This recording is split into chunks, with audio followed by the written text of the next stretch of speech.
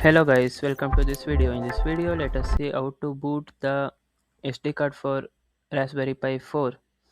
Let's get started. The first thing is you should open Raspberry Pi Imager, and here in device section you can select the Raspberry Pi which you have. I have Raspberry Pi 4, so I selected it and click next. Next you can see here you can select the OS which you need. I am selecting Raspberry Pi OS 64-bit. In storage part, select the SD card and click next. Here is a customization. You can set the host name and I will set the host name which I required. And next click next. Then the city. If you are in India, keep New Delhi, Asia and keyboard. Keyboard keep it as US, as which keyboard you have, keep the same keyboard as the keyboard. And here comes the username password. This is the Raspberry Pi username and password.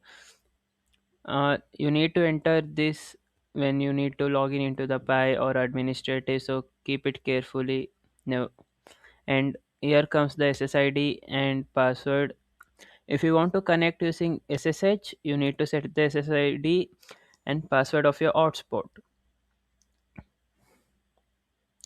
So then click enable SSH. Here is the Raspberry Pi Connect. It is like it's completely different type. For this you need to watch separate video. Yeah, let's skip this. See, you can't. There is separate process for this. Click next.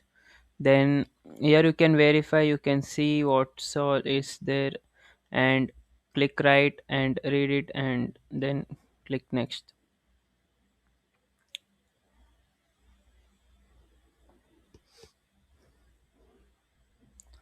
That's it guys, it takes some time for getting download and it will be writing on the SD card.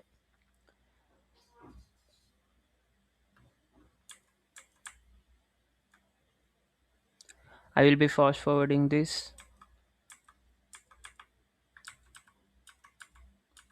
and after writing you can see it will be verifying once again.